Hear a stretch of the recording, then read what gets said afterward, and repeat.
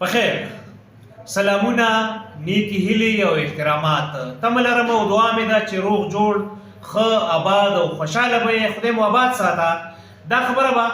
ستاسو ذهن نه مني چې د یو لوی هیواد د 3.5-4 لکه فوځونو سرلښکر چې د دنیا د ډیرو ملکونو سره یو ځای کار کړی و،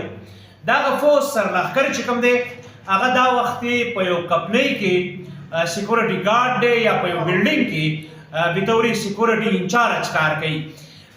تر اوسه پورې دا پرون د درېیمه ورځ ده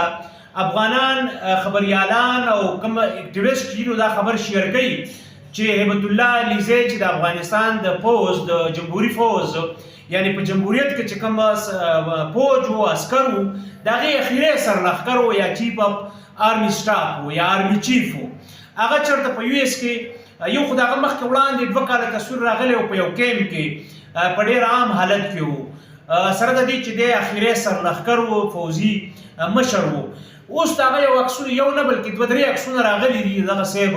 او دی په یو بلډینګ کې ایز ا سیکورټي افیسر ایز ا سیکورټي انچارج یا ایز ا سیکورټي سارجنټ کار کوي. اوس دا څومره حقیقت دی دا به وروسته بهتره معلومه شي، ځکه ځینې خلک دا وایي چې دی چېرته یوې ښځې ته دروازه بطور احترام دپاره خلاصه ساتي، خو دا هم حقیقت دی چې دغه سړی مخکې هم په یو مهاجر کیمپ کې هلته اوسېده، هغه عکس یې راغلی او ډېر ساده ژوند تېروي. مطلب دا چې که دی فرض کو په دې بلډینګ کې چوکیدار نه هم وي نو بیا هم دا خبره ثابته ده چې بطور آرمي چیف او د آرمي چیف ته چې دی راته نو ښکاره خبره ده دی به وړاندې هم ډېر مهم کمانډر و یا جرنیل به و، ځکه دغه عهدې ته چې څوک رارسي نو هغه په سیکنډ لیر کې په 10-8 کسانو کې ښکاره کس وي، په 4-5 کسانو کې ښکاره کس وي. نو چې دغه ځای ته راته او بیا هم هلته په یو مهاجر کیمپ کې پاتې کېده، نه وسایل نه جزیرې نه بلډینګونه نه مال حال، نو دا بیا واقعي سړي ته ښکاري چې او دا د ایماندارۍ په لویه درجه باندې په ښه درجه باندې پاتې شوی دی. یوه خو دا او بله سړي ته دردونکې خبره ده چې یو پروفیشنل کس یو ځوان چې هغه که هر څنګه راغلی دی که هر څنګه د هغه ریکروټمنټ شوی بیا د هغه وخت په وخت پروموشن کېده، په دې کې به شپاړسونه شاید هم وو، خو شپاړس هم په 19-20 کې کېږي، فیوریټیزم هم په 19-20 کې به شوی او دومره وړاندې راغلی او بیا هغه که څه چې چوکیداري کول مزدوري کول حلال رزق پیدا کول دا بده خبره نه ده، خو استعداد باید په صحیح ځای باندې ولګي، د چا چې کوم ایکسپیرینس دی هم د هغې مطابق کار وکړي. دا بیا لږه دردونکي ده او دا غریب الوطني غریب الدیاري یا د وطن نظامونه بدلیدل دا بیا دومره لوی حادثات رامنځته کوي او دا یوازې دغه جرنیل نه،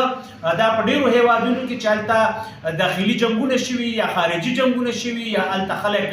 بیځې شوي نو دا د پروفیسرانو سره ډاکټرانو سره سندرغاړو سره لوی لوی هنرمندان هغوی بیا د خټو ګټو مزدوري کوي. نو که څه چې دغه مزدوري خراب عمل نه دی خو دا خراب عمل دی چې استعداد باید په خپل ځای کار وکړي، کار ونه کړي، یعنی یو قابل کس یو تجربه کار کس یو د کار کس چې دی نو هغه په هغه ځای کې کار کوي چې هغه د هغه د تجربې مطابق مناسب نه وي او د هغې نه نورو ته هغسې ګټه نه رسي څنګه چې مخکې د ده نه خلکو ته رسېده. دا که ډاکټر دی، دا که انجینیر دی، دا که یو کاروباري کس دی او دا که جرنیل دی، خو دا چې ده کم از کم دومره کړي دي چې په دغه وخت کې 8 کاله 10 کاله کلیګر کې د دومره سړي دي پیدا کړي چې یو ښه لګژري لایف دې تېر کړي. او بله دا چې دردونکي خبره